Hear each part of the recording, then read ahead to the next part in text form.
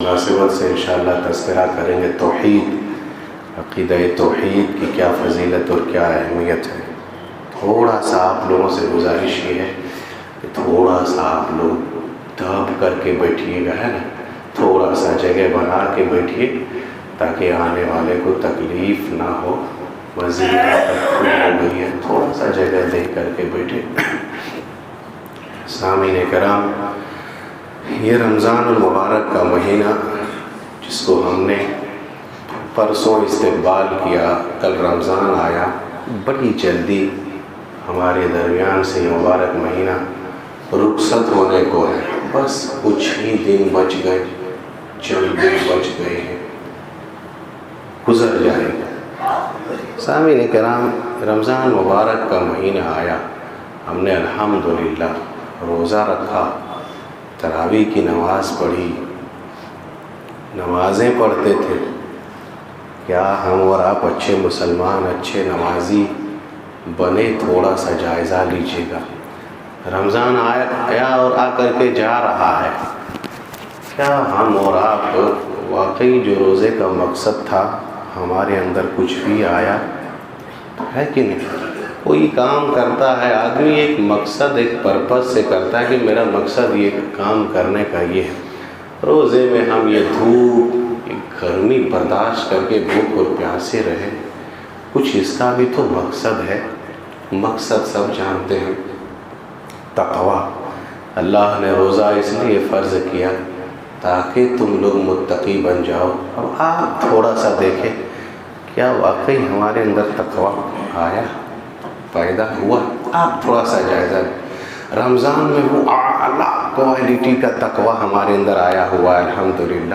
اور سب سے اعلیٰ کوالٹی کا تقویٰ کیا ہے جانتے ہیں؟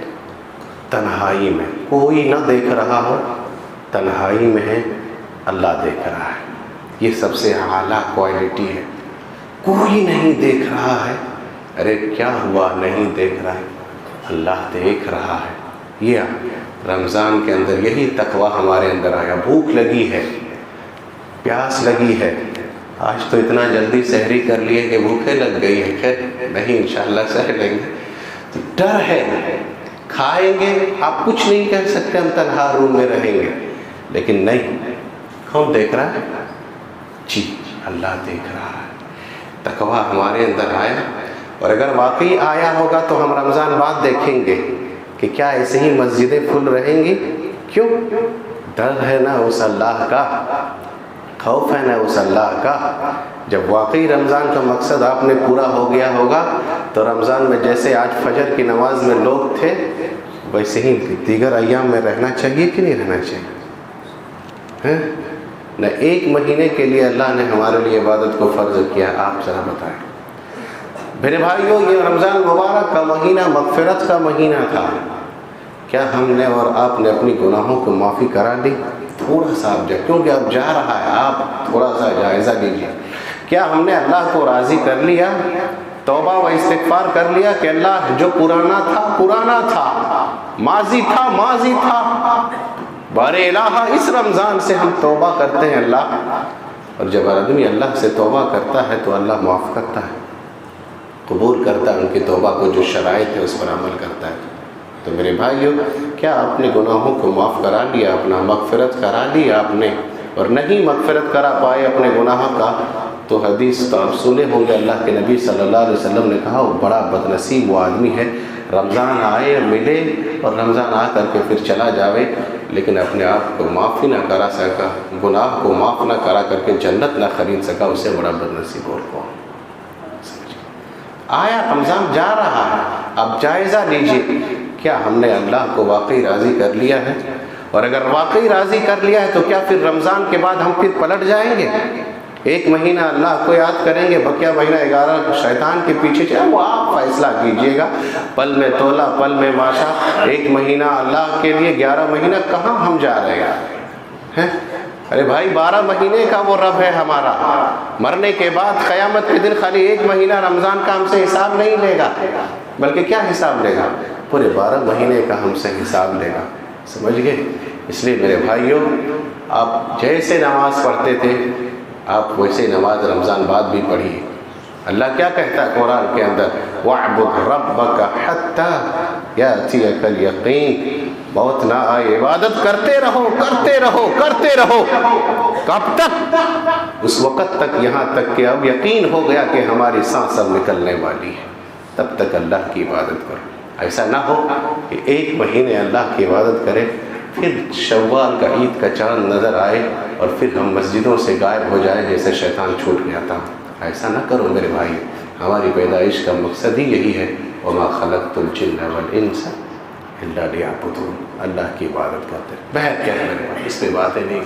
قرآن مقدس کی میں نے ایک چھوٹی سی سورت تلاوت کی، چھوٹی سورت میں ایک چھوٹی سی سورت ہے، یہ بڑی جامعیت ہے، بڑی مقصد ہے۔ یہ قرآن مجید کی اس چھوٹی سی سورت اتنی فضیلت ہے کہ آپ سب جانتے ہیں، وہ حدیث سب سنے ہوں گے، اللہ کے نبی صلی اللہ علیہ وسلم جب فجر کی 2 رکعت سنت پڑھتے تھے تو آپ نے فجر کی 2 رکعت سنت میں 2 سورتیں تلاوت کرنے کو جو کہا ہے، پہلی رکعت میں قل یا ایھا الکافرون اور دوسری رکعت میں قل ھو اللہ احد۔ ایسے ہی آدمی اگر مغرب کی سنت پڑھتا ہے فرض نماز کے بعد، اللہ کے نبی صلی اللہ علیہ وسلم کی تعلیم ہے، آپ نے کہا پہلی رکعت میں قل یا ایھا الکافرون پڑھے گا، دوسری رکعت میں قل ھو اللہ احد پڑھے گا۔ حاجی لوگ جب خانہ کعبہ کا طواف کرتا ہے، طواف کر لینے کے بعد جو 2 رکعت نماز پڑھتا ہے، نبی کی تعلیم ہے پہلی رکعت میں قل یا ایھا الکافرون اور دوسری رکعت میں قل ھو اللہ احد۔ اللہ کے نبی صلی اللہ علیہ وسلم جب بستر پہ جاتے تھے، اب سونے والے ہیں، نبی صلی اللہ علیہ وسلم پڑھ کر کے جو اپنے بدن پر دم کرتے تھے، ان میں سے ایک صورت یہ بھی پڑھتے تھے قل ھو اللہ احد۔ ہر فرض نماز کے بعد ہمیں جو پڑھنے کی تعلیم دی ہے وہ یہی دی ہے میرے بھائی۔ اللہ کے نبی صلی اللہ علیہ وسلم نے صحابہ کرام کو کہا کہ صحابہ کرام، آج ہم تمہارے سامنے ایک ایسی صورت تلاوت کرنے والے ہیں جو ثلث قرآن ہے، یعنی 1/3 قرآن ہے۔ صحابہ کرام جمع ہو گئے، اللہ کے نبی صلی اللہ علیہ وسلم کیا سنانے والے ہیں؟ وہ کون سی صورت ہے اللہ کے نبی صلی اللہ علیہ وسلم جو 1/3 قرآن ہے سنانے والے ہیں؟ سب صحابہ کرام جمع ہو گئے، کان لگا دیا ہے اللہ کے نبی کیا بیان کرنے والے، کون سی صورت تلاوت کرنے والے۔ اللہ کے نبی صلی اللہ علیہ وسلم پڑھتے ہیں اعوذ باللہ من الشیطان الرجیم بسم اللہ الرحمن الرحیم قل ھو اللہ احد اللہ الصمد لم یلد ولم یولد ولم یکن لہ کفوا احد۔ یہ اللہ کے نبی صلی اللہ علیہ وسلم نے پڑھا، کہا یہی چھوٹی صورت ہے جو ثلث قرآن ہے۔ ایک اور مسلم کی روایت ہے، اللہ کے نبی صلی اللہ علیہ وسلم نے کہا صحابہ کرام کو، کیا تم میں سے کوئی طاقت رکھتا ہے کہ ایک رات میں 1/3 قرآن کی تلاوت کرے؟ ایک رات میں صحابہ کرام کو تھوڑا سا گرا گزرا، کہا اللہ کے نبی ایک رات میں 1/3 قرآن کون پڑھ سکتا ہے؟ کہیں ایسا تو نہیں ہوا شبینہ تراویح میں ایک رات میں بھی کہیں ختم کیا ہو؟ یہ قرآن کے ساتھ مذاق ہوگا ہے نا، ایک رات میں قرآن ختم کرنا جائز نہیں، یہ مذاق ہو جائے گا۔ صحابہ کرام نے سوچا اللہ کے نبی 1/3 قرآن، ثلث قرآن، وہ بھی ایک رات میں، یہ کیسے ممکن ہو سکتا ہے؟ اللہ کے نبی صلی اللہ علیہ وسلم پھر یہی پڑھتے بسم اللہ الرحمن الرحیم قل ھو اللہ احد اللہ الصمد۔ یہ قرآن 1/3 قرآن کے برابر ہے، ثلث قرآن ہے۔ ایک صحابی تھے اور یہ بخاری کے اندر یہ روایت موجود ہے، یہ شخص جب بھی نماز پڑھتے تھے الحمدللہ رب العالمین پڑھ لینے کے بعد کوئی بھی سورت پڑھتے، پڑھنے کے بعد جو آخر میں یہ شخص ضرور ملاتا تھا کون سی سورت؟ یہی سورت قل ھو اللہ احد اللہ الصمد۔ سب لوگ پریشان ہو گئے تھے، بہر کیا شکایت پہنچی اللہ کے نبی صلی اللہ علیہ وسلم تک، کہا اللہ کے نبی وہ شخص نماز پڑھاتے ہیں، جب بھی کوئی سورت تلاوت کرتے ہیں، تلاوت کرنے کے بعد آخر میں سورۃ اخلاص قل ھو اللہ احد پڑھتے ہیں۔ خیر اللہ کے نبی صلی اللہ علیہ وسلم نے اس کو بلایا اور بلا کر کے کہا تم ایسا کیوں کرتے ہو؟ ہر سورت پڑھنے کے بعد ہر رکعت میں تم سورہ اخلاص کیوں پڑھتے ہو؟ اللہ اکبر، جواب دیکھو، کہا اللہ کے نبی مجھے اس سورہ سے محبت ہے۔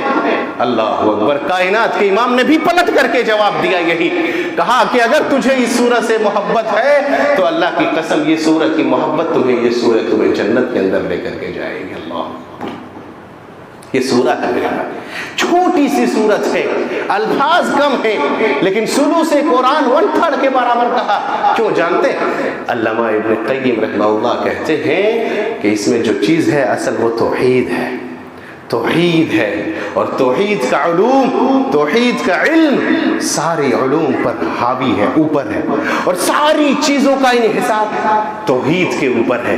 اگر آدمی کا عقیدہ درست نہیں، اگر آدمی کا توحید ٹھیک نہیں ہے تو وہ لاکھ اعمال کر لے، لاکھ حج کرے، لاکھ عبادت کرے، لاکھ نماز پڑھے، لاکھ غیروں کے نام پر، پیروں کے نام پر دیکھ کا دیکھ خرچ کر دے، لیکن اس کے بعد بھی اگر اس پر جاتا ہے، مزار پر جاتا ہے، تو معاملہ اس کا ختم ہے کہ نہیں ختم؟ کیونکہ سارے کے سارے کا علوم انہی پر انحصار ہے۔ اب یہ سورہ نازل بھی کب ہوتی آپ کو بتا دیں۔ مشرکین مکہ آتے ہیں اللہ کے نبی صلی اللہ علیہ وسلم کے پاس اور آ کر کے کہتے ہیں اللہ کے نبی آپ تو کہتے ہیں کہ ایک اللہ کی عبادت کرو، وہ ہے اللہ کون آخر میں؟ وہ اللہ کون ہے؟ اللہ کی انٹروڈکشن میں، اللہ کی تعارف میں کہ اللہ کون ہے، حضرت جبرائیل آسمان سے اتر رہے ہیں، اللہ کے نبی صلی اللہ علیہ وسلم کو یہی سنا رہے ہیں، کہہ دو ان سے کہ قل هو اللہ احد، وہ اللہ ایک ہے، اللہ الصمد، بے نیاز ہے، لم یلد ولم یولد، نہ اس کا کوئی اولاد ہے نہ وہ کسی کا اولاد ہے، ولم یکن لہ کفوا احد، اور اس کا ہمسر کوئی نہیں ہے۔ اللہ کے نبی کے پاس حضرت جبرائیل لے کر کے آگے سنو یہی اللہ ہے، کوئی نہیں ہے اس کا۔ میرے بھائیو توحید ہے یہ، اور توحید کے لیے آپ تو سب جانتے ہیں کہ انبیاء کرام نے جتنے بھی رسول آئے، جتنے بھی انبیاء آئے، اللہ نے جتنے بھی پیغمبر کو بھیجا، سب کا مشن، سب کی دعوت، وہ کیا دعوت تھی؟ یہی لا الہ الا اللہ تفلحوا، صرف لا الہ الا اللہ کہہ دو کامیاب ہو جاؤ۔ اس توحید کے لیے، اس عقیدے کے لیے صحابہ کرام نے کتنی تکلیفیں اٹھائی آپ سب جانتے ہیں۔ میرے بھائیوں سب کچھ گوارا ہے، لیکن ایمان کے ساتھ، توحید کے ساتھ اگر شرک آتا ہے تو یہ گوارا نہیں ہے۔ اب کتنا وہ واقعہ صاحب آپ سنے ہوں گے کہ حضرت سمیہ رضی اللہ عنہ کیا ہوا تھا، جان دے دی تھی کس لیے؟ توحید کے لیے نا۔ ابو جہل کہہ رہا تھا نا چھوڑ دو ایک اللہ کو، چھوڑ دیں گے نہیں، بیٹے کو وہی ننگا کیا ہوا ہے، اللہ اکبر، شوہر کو وہی ننگا کیا ہوا ہے، خود حضرت سمیہ رضی اللہ عنہ کو اللہ اکبر ابو جہل تو اونٹ میں باندھ کر کے پورا جسم کو چیر دیتا ہے، سب کچھ برداشت ہے، لیکن احد یہ برداشت نہیں، شرک نہیں برداشت کی۔ میرے بھائیوں سب کچھ انحصار ہے اسی پر، آپ سمجھتے نہیں یہ کتنی بڑی چیز ہے۔ حضرت ابراہیم علیہ السلام اکیلے تھے قوم کے اندر توحید کی دعوت دینے والے، سب آئے اس کے پاس، یہاں تک کہ جلانے کے لیے آ گئے۔ حضرت ابراہیم نے کہا اگر تیرا میرا جھگڑا اگر عقیدہ توحید پر ہے تو سب کچھ مجھے گوارا ہے، سب کچھ برداشت ہے، لیکن توحید کے ساتھ سمجھوتا برداشت نہیں ہے، اور اعلان کر دیا ان صلاتی و نسکی و محیای و مماتی للہ رب العالمین، ارے میرا جینا بھی اللہ کے لیے، میرا مرنا بھی اللہ کے لیے، تم چاہے مجھے آگ میں ڈالو چلنے کے لیے تیار ہے، لیکن توحید کے ساتھ کمپرومائز برداشت نہیں کروں گا۔ اللہ کے نبی صلی اللہ علیہ وسلم کے پاس آتے ہیں مشرکین، بڑی اہم چیز ہے، آ کر کے کیا کہتے ہیں؟ 13 سالہ مکے کے اندر بس ایک چیز کی دعوت دی، بس ایک ہی چیز کی دعوت دی 13 سال مکے کے اندر، کیا چیز کی؟ صفا پہاڑی پر چڑھے ہیں، اللہ کے نبی اعلان کر رہے ہیں او صفا پہاڑی والے سنو، لا الہ الا اللہ تفلحوا، بس ایک ہی چیز کہتا ہوں، بس ایک چیز کہتا ہوں تمہیں کامیاب ہو جاؤ گے، وہ کیا ہے؟ لا الہ الا اللہ کہو۔ تکلیفیں اٹھائی، سب کچھ کر کے دیکھ لیا مشرکین نے، لیکن اللہ کے نبی جھکنے والے نہیں تھے۔ ابو طالب آتے ہیں سمجھاتے ہیں بھتیجے کو، بھتیجے بہت ہو گیا، ٹارچر ہو رہا ہے، لوگ مارنے کی کوشش کر رہے ہیں، چھوڑ دیجئے آپ یہ دعوت۔ اللہ کے نبی نے کہا ارے یہ کیا، دائیں ہاتھ میں اگر چاند بھی لا کر کے رکھ دو، سورج بھی لا کر کے رکھ دو، تب بھی ہم چھوڑنے والے نہیں ہیں، نہیں چھوڑنے والے ہیں۔ مشرکین آتا ہے کمپرومائز کرنے کے لیے، جیسے کہا نا وہاں پر کمپرومائز کرنے کے لیے آیا مشرکین، اور کیا کہتا ہے؟ اچھا اب ایسا کرتے ہیں कुछ दिन आप हमारी माबूदों की इबादत कीजिए, कुछ दिन हम आपकी माबूदों की इबादत करेंगे। ये कंप्रोमाइज लेकर के आया। जब देखा तौहीद छोड़ने वाले नहीं है, यही कंप्रोमाइज लेकर के आया। कहा कुछ दिन हम आपकी माबूदों की इबादत करेंगे, आप कुछ दिन हमारे माबूदों की इबादत कीजिए। ये नहीं होगा। कंप्रोमाइज लेकर के आया। उधर हजरत जिब्रील आसमान से उतर रहे हैं और तिलावत लेकर के उतर रहे हैं। कुल या अय्युहल काफिरून ला अअबुदु मा तअबुदून वला अंतुम आबिदून मा अअबुद वला अना आबिदुम मा अबदतुम वला अंतुम आबिदून मा अअबुद लकुम दीनुकुम वलिय दीन। कह दो अल्लाह के नबी, तुम मेरी माबूद की इबादत करो या ना करो, लेकिन तुम्हारे लिए तुम्हारा दीन मुबारक हो, हम तुम्हारे दीन पे जाने वाले नहीं। तौहीद के साथ कंप्रोमाइज नहीं होगा मेरे भाई। आज कितने अफसोस की बात है, बहुत अफसोस ये है कि वो अल्लाह जो हमको रोज़ी दे रहा है, जो अल्लाह हमको खिला रहा है, जो अल्लाह हमको पिला रहा है, जिसके ऑक्सीजन पे हम जिंदा हैं, लेकिन हम और आप अल्लाह को गाली देते हैं। अल्लाह को गाली देने का मतलब क्या? अरे भाई, जो खिलाए पिलाए उसको छोड़ करके हमारा ये मुअज़्ज़ज़ पेशानी कहीं और पे झुकेगी, अल्लाह के साथ गाली देना हुआ कि नहीं हुआ? बोलो बोलो। जो अल्लाह खिला रहा है, जो अल्लाह पिला रहा है, जो अल्लाह सब कुछ हमें दे रहा है, लेकिन तुम उस एक अल्लाह को छोड़ करके किसी मज़ार के पास या किसी कब्र के पास या किसी दरगाह के पास तुम जाकर के हाथ लेकर के खड़े हैं हम और आप, और वहाँ जाकर के सजदा करते हैं। बोलो, ये अल्लाह के साथ तौहीन और गाली हुआ कि नहीं? अल्लाह खुद कुरान के अंदर कहता है, देखिए कितनी बड़ी आयत है।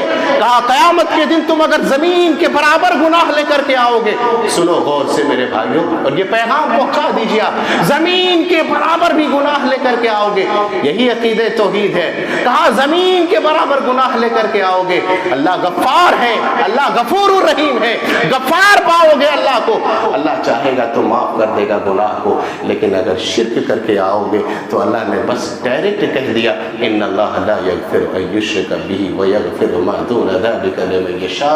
शिर्क करोगे तो अल्लाह सुब्हानहु व तआला माफ नहीं करेगा, डायरेक्ट उसे जहन्नम में डाल देगा। तौहीद है मेरे भाई, मेरे भाइयों, बहुत बड़ी चीज़ है ये तौहीद। इतनी बड़ी चीज़ है, इतनी बड़ी चीज़ है, इतनी बड़ी चीज़ है। अक़ीदा तौहीद अगर ठीक नहीं है तो याद रखिए, आप जितने भी आमाल करते हैं, जितने भी आपके आमाल हैं, सब बेकार है। बस दो टोक जुमला ही यही है। और मैं नहीं कहता, अरे अंबिया अंबिया अंबिया अलैहिस्सलातु वस्सलाम, आप सुने होंगे कुरान के अंदर 18 नबियों का तज़किरा है। आखिर में एक जगह अल्लाह के नबी को खास करके कहा कि नबी, अगर आप भी शिर्क करोगे तो आपके भी अमाल लइन अशरकत ला यहबतन अमलुक, आपके भी अमाल पूरा हफ्त बर्बाद हो जाएगा। तो मेरे भाइयों, आप कहिए, तौहीद अगर ठीक नहीं है, आप नमाज भी पढ़ रहे हैं, रोज़ा भी रख रहे हैं, मुझे माफ़ कीजिएगा, उर्स लगता है तो हम वहाँ जाकर के भी चादर चढ़ाते हैं, वहाँ भी जाकर के माथा टेकते हैं। अगर यहाँ से काम नहीं बनता है तो कहाँ जाते हैं? दूर तक हम और आप जहाँ बाबा पहुँचे हुए मज़ार है, माफ़ कीजिएगा, वहाँ हम आपके लिए बता रहे हैं, वहाँ जाकर के हम चादर, और वहाँ से जाकर के हम अपनी फरियाद, और वहाँ जाकर के दुआ करते हैं। नऊज़ बिल्लाह, यही तो शिर्क है। और जब ये करके जाओगे तो सारी के सारी आपका अमल बेकार है, और क़यामत के दिन आपका ठिकाना जो होगा वो होगा। एक बात और बताते हैं आपको, नबी सल्लल्लाहु अलैहि वसल्लम का बहुत बड़ा एहसान है हम पर, बहुत बड़ा एहसान है। वो एहसान क्या है कि अल्लाह के नबी ने हमको तालीम दिया, हमको सिखाया। क्या सिखाया? कि दुआ किससे मांगना है कि नहीं, और कैसे मांगना है, और कहाँ मांगना है। सुनिए गौर से, ये अल्लाह के नबी का बहुत बड़ा एहसान हमको सिखाया। वरना आपको बता दें, हर मजहब वाले, हर धर्म वाले, अपने मुल्लाओं ने हमारे जहन को इस तरह बना दिया, इस तरह बना दिया, इतना हमारे जहन को बनाया कि इन लोगों ने कहा कि नहीं, अल्लाह तुमसे बहुत दूर है, वो डायरेक्ट नहीं सुनता है। समझे? अल्लाह को सुनवाने के लिए तुमको एजेंट पकड़ना होगा। बात समझ में आ रही कि? अरे वसीला पकड़ना होगा। कुछ लोग तो कहते हैं दामन पकड़ लेना होगा। मेरे भाइयों, ये सारे के सारे जिसका दामन पकड़ेंगे, क़यामत के दिन सब के सब नकली निकलेगा। सही कह रहा हूँ मैं, सब के सब नकली निकले। ढूंढोगे मिलेगा नहीं। उन लोगों لوگوں نے یہ ہمارا ذہن بنا دیا، ملاؤں نے، پادری نے، ان لوگوں نے کہا کہ اگر تمہیں بڑی گناہ ہو جائے، معاف کرانا ہے تو پادری کے پاس آنا ہوگا، اگر آپ کو کچھ کرانا ہے تو آپ کو پنڈت کے پاس جانا ہوگا، وہ جنتر منتر پوچھے گا تب ہوگا، اور اگر آپ کو اولاد لینا ہے، کوئی بھی معاملہ اللہ کو سنانا ہے تو آپ کو ڈائریکٹ اللہ کو نہیں سناتے، پہلے آپ کو مزار مجاور کے پاس جانا ہوگا، وہاں قبر پہ چادر چڑھانا ہوگا، اب تب جا کر کے تم دعا مانگو، اس کے وسیلے سے اللہ سنے گا۔ نعوذ باللہ، ہے کہ نہیں یہی چیز؟ ہے کہ نہیں یہی چیز؟ میرے بھائیو، نبی کا احسان ہے ہم پر، اللہ کے نبی نے یہ نہیں کہا، اللہ کے نبی نے ہمیں تعلیم دی کہ اللہ تمہیں ڈائریکٹ سنتا ہے، اور کیسے سنتا ہے؟ اب قرآن اٹھائیے، اللہ کہتا ہے وَإِذَا سَأَلَكَ عِبَادِي أَنِّي فَإِنِّي قَرِيبٌ أُجِيبُ دَعْوَةَ الدَّاعِ إِذَا دَعَانِ فَلْيَسْتَجِيبُوا لِي۔ اے میرے بندو، اللہ کے نبی کہہ دو میرے بندوں سے، اگر میرا بندہ مجھ سے سوال کرتا ہے تو میں اس کے سوال کا جواب دوں گا، اگر وہ مجھ سے مانگتا ہے میں اسے پورا کروں گا، اور کہاں ہے اللہ؟ انی قریب، میں تمہارے شہرت سے بھی زیادہ قریب ہوں۔ اللہ کہتا کیا؟ وقال ادعونی استجب لکم، تم مجھ سے مانگو، ایجنٹ کی درکار نہیں ہے، وسیلے کی درکار نہیں ہے، کسی کے پاس جانے کی درکار نہیں ہے، دامن پکڑنے کی درکار نہیں ہے۔ ارے اللہ کے بندو، ذرا سا دماغ آپ استعمال کریں۔ حضرت یونس علیہ السلام مچھلی کے پیٹ میں ہے، سمندر کے اندر میں ہے، پانی کے اندر ہے، کتنے گہرائی میں ہے، بولو کس مزار اور کس بابا کا وسیلہ پکڑا تھا؟ کون سا ایجنٹ پکڑا تھا جو دعا کر رہے تھے وہاں سے، اور اللہ سبحانہ وتعالی نے مچھلی کے پیٹ سے نکال کر کے سمندر کے خشکی میں لا کر کے رکھ دیا؟ بولو کس کے پاس گیا تھا؟ کسی کے پاس گیا تھا؟ نہیں، ڈائریکٹ اللہ کو پکارا تھا۔ ڈائریکٹ اللہ کو پکار کر کے کیا کہتا ہے اللہ؟ وَتَدْنُونَ إِذْ ذَهَبَ مُغَاضٍ لَا إِلَٰهَ إِلَّا أَنْتَ سُبْحَانَكَ إِنِّي كُنْتُ مِنَ الظَّالِمِينَ۔ اللہ کون سننے والا ہے یہاں پر؟ تو ہی تو سننے والا ہے۔ میرے بھائیو، یہ نبی کا احسان ہے جو ہمیں بتایا۔ ہمارا مسئلہ کیا ہے؟ ارے ایک تو غیروں کو نہیں پتا ہے اللہ کے بندوں کہ پریشانی آتی ہے تو کون دور کرتا ہے، اس لیے وہ لوگ کیا کرتا ہے، آپ دیکھے ہوں گے وہ لوگ کیا کرتا ہے، وہ لوگ گھروں میں نال لگاتا ہے گھوڑے کا، اس کو نہیں پتا، ہم کو تو سب کچھ پتا ہے۔ وہ لوگ کیا کرتا ہے، ان کا بھروسہ یہی ہے کہ یہ ٹھیک کرتا ہے۔ یا کبھی کبھی دیکھیے گا لیمو لاتا ہے دکان میں یا گھر میں، دیکھیے گا بیچارے خرید کے بھی لاتا ہے، مرچا ارچا ٹانگ کر کے رکھ دیتا، کیا مطلب؟ یہ بیمار۔ ارے اس سے بھی گیا گزرا یہ ہے کہ لوگ گاڑی خرید کر کے گاڑی کے نیچے جوتا ٹانگ دیتا ہے۔ ہنسنے کی بات نہیں، ان کو نہیں پتا ہے میرے بھائیوں۔ آج ہم کو تو پتا ہے کہ اللہ سبحانہ وتعالیٰ تو وہ ہے جو مصیبتیں دور کرتا ہے، اللہ تو وہ ہے جو بیماری دور کرتا ہے۔ 18 سال تک بیمار رہے حضرت ایوب علیہ السلام، کس کے پاس گیا؟ بولو کہیں نہیں گیا، اللہ سے مانگا۔ ہمارا مسئلہ یہ ہے، ہم لوگ اللہ پر بھروسہ اتنا کمزور ہو گیا، اتنا کمزور ہو گیا کہ تھوڑی سی مصیبت آتی ہے، وہ ٹانگ ڈالتا ہے، وہ لیمو جوتا ڈالتا ہے، ہم گھر بنواتے ہیں، ہم تعویذ لٹکاتے ہیں، ہم کالا دھاگا باندھتے ہیں، لال دھاگا باندھتے ہیں، یہ سب کے سب اسلام کے اندر منع ہے، اور یہ سب شرک ہے۔ من علق تمیمۃ فقد اشرک، جس نے تعویذ اور گنڈا چھلا کالا دھاگا لٹکایا، ارے کچھ تو ایسے لوگوں کا عقیدہ بن گیا کہ کالا ٹیکا لگا دو اس سے بھی حفاظت ہوتا، نعوذ باللہ۔ یہ سب ساری کی ساری چیزیں شرک ہے، اس سے توبہ کرو۔ کون ہے میرے بھائی؟ بس وہی اللہ ہے، کوئی اولاد نہیں دے سکتا ہے لاحق، تم کسی کے پاس بھی، میں نے کہا ایجنٹ کی درکار نہیں ہے، وسیلے کی درکار نہیں ہے۔ حضرت ابراہیم کے پاس کوئی اولاد نہیں تھا، مانگے کس سے؟ اسماعیل، بولو اللہ سے۔ حضرت زکریا علیہ السلام کے پاس کوئی اولاد نہیں تھا، یحییٰ مانگا کس سے؟ اللہ سے۔ کہیں جانے کی ضرورت نہیں ہے، وہ اللہ دینے والا ہے، بس اللہ سے آپ مانگیں۔ اگر یہاں وہاں گئے تو یہ شرک ہے، اور شرک اگر کر لیے مرنے کے بعد آپ کا ٹھکانہ جہنم ہو جائے گا، یہ بہت بڑی چیز ہے۔ ارے ہم تو کیا ہے، مشرکین بھی جب مصیبت میں پھنستا تھا تو بولو کس کو یاد کرتا تھا؟ ہم لوگ کیا ہوتا ہے، ہم ابھی جا رہے تھے گھر، ٹرین میں بھیڑ دیکھا تو ایک مسلمان تھا یہیں پر، مسلمان تھا، اللہ کی قسم کہہ رہا ہوں، اس نے کیا کہا ضرور یا غوث المدد، یہ کہہ کر کے چڑھ رہا ہے کہ ضرور مدد کرے گا، اتنی بھیڑ ہے۔ ہائے رے مسلمان، अरे कोई गोश्त नहीं है, गोश्त सिर्फ अल्लाह है। कोई दस्तगीर नहीं है, दस्तगीर सिर्फ अल्लाह है। मदद करने वाला कोई नहीं है, सिर्फ अल्लाह है। उसके अलावा कोई नहीं है दुनिया के अंदर। लोग नारा लगाते हैं, या अली मुश्किल कुशा, या अली अल मदद, या गौस, या पीराने पीर। ये सब सारे के सारे शिर्क है।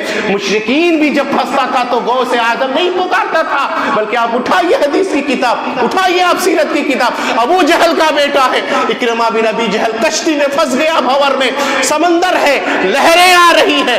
कहा यहाँ पुकार रहा है लात लात मनात। कहा सुनो, यहाँ लात मनात कोई काम करने वाला नहीं, कोई काम देने वाला नहीं है। यहाँ काम देगा तो सिर्फ उस अल्लाह को पुकारो। अब बंदा समझ गया कि जब वो अल्लाह यहाँ पर काम आने वाला है तो वही वाकई अल्लाह है जो मदद करने वाला है। यहाँ गौस और मुश्किल कुशा या पीराने पीर कोई चलने वाला नहीं है। पुकारो तो सिर्फ एक अल्लाह को पुकारो। कहा अगर आज हम नजात पा गए तो अभी जाकर के नबी के पास जाकर के कलमा पढ़ लेंगे। वो भी जानता था मेरे भाइयों, आप तो मुसलमान हैं, ये सब कुछ नहीं है, ये कोई सुनने वाला नहीं है। जो खुद पढ़े हैं वो तुम्हारी क्या सुनेंगे, जो खुद मर करके आज पढ़े हुए हैं वो तुम्हारे लिए क्या देंगे। अल्लाह करीब है, हम अल्लाह से दुआ करें। आज लोग क्या करते हैं, पीरों वलियों के नाम पर आप देखते होंगे जब 11 वफात 11 शरीफ आता है, मैं देखिए हम आपको समझा रहे हैं, देग खर्च कर देते हैं और उनके नाम पर बांट देते हैं और खर्च कर देते हैं। क्या होगा इससे, नहीं कह दे, कोई फायदा नहीं है। ये सब सारे के सारे कयामत के दिन का नकली निकलेगा, आपको कुछ करने वाला नहीं है। अल्लाह कहेगा आज के दिन बुलाओ तुम जिसको दुनिया के अंदर पुकारता था, तुम्हारा जो एजेंट था, आज लेकर के आओ, जाओ उससे आज तुम मांगो, देगा, बोलो देगा। अरे भाइयों, ये बहुत बड़ी चीज़ है तौहीद। तो ये है कि खुदा हश्र में कह दे बंदा दो आलम से खफा मेरे लिए है। लाख सजदा तुम करो, लेकिन एक सजदा अल्लाह के अलावा कहीं जाकर के तुमने कर दिया या अगर उससे मांग लिया तो अल्लाह की कसम सारी की सारी धरा धरा रह जाएगा और आप हमेशा के लिए मुखलत फिन्नार हो जाएगा। बहुत बड़ा फ़ायदा है तौहीद का। तौहीद की तालीम लेकर के जाइए। फ़ायदा ये है, वक्त हो गया, फ़ायदा ये है तौहीद का। बस एक बात कहते हैं, क़यामत के दिन कौन नहीं चाहेगा मेरे नबी की शिफात मिले, बोलो चाहते हैं कि नहीं? कौन नहीं चाहता, बोले कि हम नहीं चाहते। और किसी की नहीं चलने वाला वहाँ पर, नहीं, ये औलिया, ये पीर, ये अगर वो भी नेक अमाल किए होंगे तो अपने बदले वो जाएंगे। लेकिन सब अंबिया जैसे लोग हस्ती नफ्सी के आलम में होंगे तो हमारा हम दामन वहाँ कहाँ रहेगा भाई। तो सब उतार लिया जाता है, तो कैसे पकड़ेंगे हम और आप, कैसे वहाँ दामन खोजेंगे। अल्लाह के नबी सल्लल्लाहु अलैहि वसल्लम से सवाल करते हैं अबू हुरैरा, आप सुने होंगे। कहा अल्लाह के नबी मन असअदन नास बिशफाअती यौमल क़ियामा। अल्लाह के नबी ने कहा अबू हुरैरा मुझे गुमान था कि ये सवाल तुम ही करोगे, तुम्हारे अलावा ये कोई नहीं कर सकता। कहा अल्लाह के नबी आप बताइए जरा क़यामत के दिन आपकी शिफात का मुस्तहिक कौन होगा। अल्लाह अकबर, सवाल कितनी बड़ी है आप देखिए, आपकी शिफात का मुस्तहिक कौन होगा। अल्लाह के बंदों, मैं आपका भाई हूँ, आप सुन लीजिए। नबी की शिफात चाहते हो, हदीस सही है, अगर नबी की शिफात क़यामत के दिन चाहते हो, बचना चाहते हो जहन्नम से, तो बस सिर्फ एक अल्लाह की इबादत करो, अकीदा मजबूत करो, तौहीद परस्त बन जाओ। अल्लाह की कसम कहता हूँ आपके पास कुछ नहीं है दुनिया के अंदर, आप भिखारी हैं दुनिया के अंदर, कुछ नहीं दिया अल्लाह ने, लेकिन खाली तौहीद की दौलत है आपके पास, तो क़यामत के दिन आप कामयाब हो जाएंगे, कामयाब हो जाएंगे। और अगर तौहीद नहीं है, आपका अकीदा दुरुस्त नहीं है, आप ला इलाहा इल्लल्लाह भी पढ़ रहे हैं लेकिन औलाद देने वाला कहीं और मान रहे हैं, ला इलाहा इल्लल्लाह भी पढ़ रहे हैं, तावीज़ भी लटकाए हैं, ला इलाहा इल्लल्लाह भी पढ़ रहे हैं, काला धागे को आप शिफा समझ रहे हैं, ला इलाहा इल्लल्लाह भी पढ़ रहे हैं, और आप बाबाओं के पास जाकर के कहते हैं ये हमारी बिगड़ी बनाने वाला है। अगर ये भी अकीदा है तो याद रखो, माफ कीजिएगा, नबी से कहा कि आपकी शिफात का हकदार कौन है, तो अल्लाह के नबी ने कहा सुनो, असअदन बिशिफाअती यौमल क़ियामा मन क़ाला ला इलाहा इल्लल्लाह खालिसन मिन क़ल्बिही दख़लल जन्नह। मेरी शिफात का मुस्तहिक क़यामत के दिन वो होगा जिसने खालिस दिल से ला इलाहा इल्लल्लाह कहा और अल्लाह के साथ शिर्क नहीं किया, तो क़यामत के दिन नबी की शिफात उन्हें मिलेगी इंशाअल्लाह।